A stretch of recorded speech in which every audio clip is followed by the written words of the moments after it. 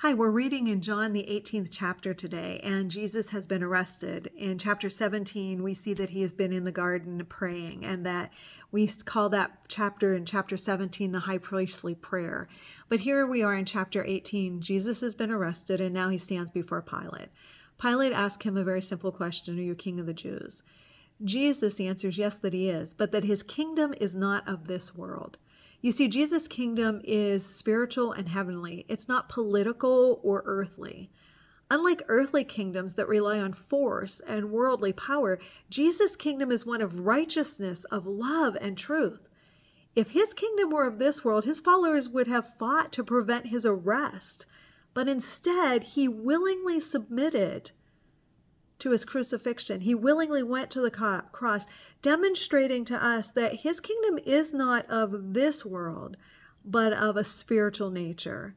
And friends, when we think about that, we need to understand that they had been looking for a Messiah who would establish an earthly kingdom, that the Jewish people were looking for a kingdom that was going to be established here on earth by the Messiah, who would take things and take Rome by force.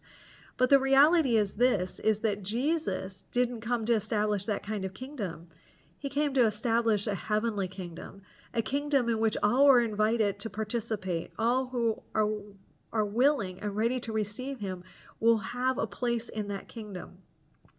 His kingdom is of righteousness. It is of love. It is of grace.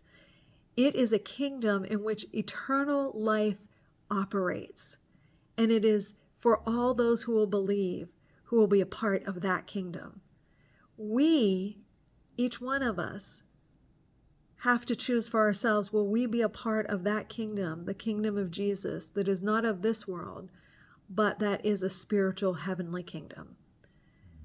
The choice is up to us whether or not we want to be a part of that kingdom or not. In the Lord's Prayer, we see Jesus articulating in that prayer, "Thy kingdom come, thy will be done on earth as it is in heaven." Friends, we get to start the establishment of God's kingdom here on earth, but it will be fulfilled when we are with God. And then we will know the fullness of God's kingdom.